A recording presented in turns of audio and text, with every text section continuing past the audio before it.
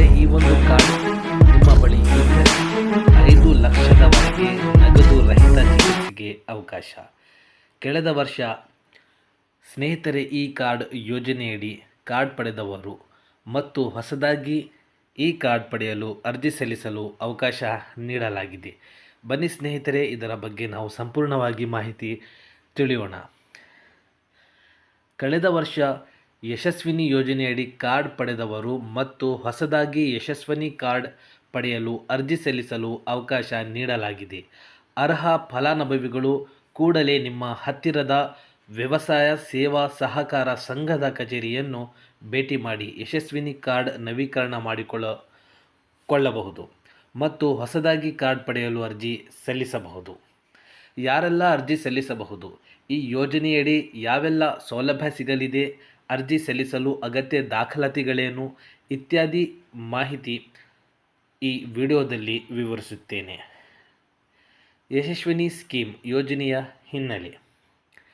ಈ ಹಿಂದೆ ಸಹಕಾರ ಇಲಾಖೆಯಲ್ಲಿ ಯಶಸ್ವಿನಿ ಯೋಜನೆಯನ್ನು 2003ರಲ್ಲಿ ಪ್ರಾರಂಭಿಸಿದ್ದು 2003-04ರಿಂದ 2017-18ರವರೆಗೆ ಜಾರಿಯಲ್ಲಿದ್ದು, ನಂತರ ಆರೋಗ್ಯ ಮತ್ತು ಕುಟುಂಬ ಕಲ್ಯಾಣ ಇಲಾಖೆಗೆ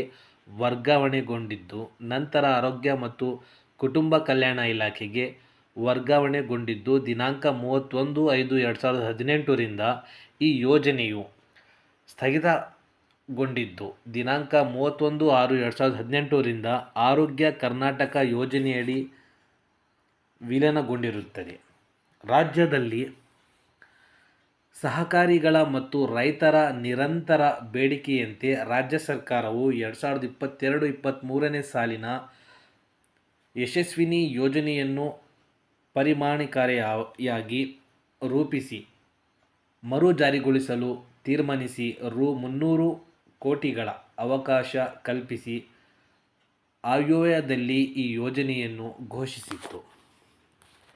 ಯಶಸ್ವಿನಿ ಯೋಜನೆಯು ಸಹಕಾರ ಸಂಘಗಳ ಸದಸ್ಯರ ಅನುಕೂಲಕ್ಕಾಗಿ ಜಾರಿಗೊಂಡಿರುವ ಒಂದು ವಿಶೇಷ ಯೋಜನೆಯಾಗಿದ್ದು, ಇದರಲ್ಲಿ ಫಲಾನುಭವಿ ಕುಟುಂಬಕ್ಕೆ ವಾರ್ಷಿಕ ವೈದ್ಯಕೀಯ ಚಿಕಿತ್ಸೆ ವೆಚ್ಚದ ಗರಿಷ್ಠ ಮಿತಿ ರು. 5 ಲಕ್ಷಕ್ಕೆ ನಿಗದಿಪಡಿಸಿದೆ. ರಾಜ್ಯದ ಯಾವುದೇ ಯಶಸ್ವಿನಿ ನೆಟ್ವರ್ಕ್ ಆಸ್ಪತ್ರೆಯಲ್ಲಿ ನಗದು ರಹಿತ ಚಿಕಿತ್ಸೆ ಪಡೆಯಲು ಅವಕಾಶ ಇರುತ್ತದೆ.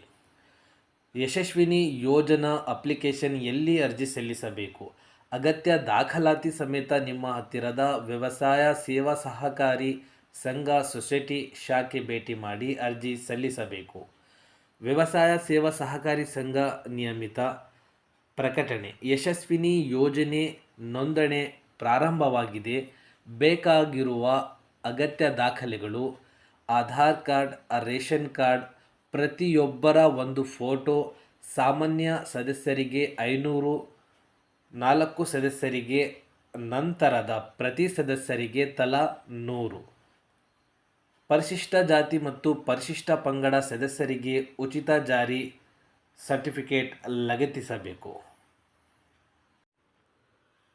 What are the required documents for Yashasvini ಯೋಜನಾ? ಅಗತ್ಯ ದಾಖಲಾತಿಗಳು ಮಾಹಿತಿ: ಪಡಿತರ ಚೀಟಿ ಜೆರಾಕ್ಸ್, ಪ್ರತಿ ಸದಸ್ಯರ ಆಧಾರ್ ಕಾರ್ಡ್ ಜೆರಾಕ್ಸ್, ಪ್ರತಿಯೊಬ್ಬರ 2 ಫೋಟೋ, ಪರಿಶಿಷ್ಟ ಜಾತಿ ಪಂಗಡದ ಸದಸ್ಯರು ಕುಟುಂಬದ ಪ್ರತಿಯೊಬ್ಬರು ಆರ್.ಡಿ ನಂಬರ್ ಇರುವ ಜಾತಿ ಪ್ರಮಾಣ ಪತ್ರದ ಪ್ರತಿಯನ್ನು ಸಲ್ಲಿಸಬೇಕು.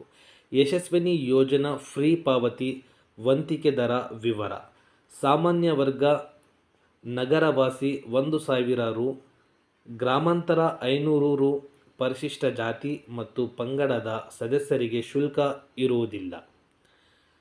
ಯಶಸ್ವಿನಿ ಕಾರ್ಡ್ ಬೆನಿಫಿಟ್ಸ್: ಯಾವೆಲ್ಲ ಸೌಲಭ್ಯಗಳನ್ನು ಯಶಸ್ವಿನಿ ಕಾರ್ಡ್ ಸದಸ್ಯರಿಗೆ ಒದಗಿಸಲಾಗುತ್ತದೆ? ಯಶಸ್ವಿನಿ ಯೋಜನೆಯ ಸಹಕಾರ ಸಂಘಗಳ ಸದಸ್ಯರ ಅನುಕೂಲಕ್ಕಾಗಿ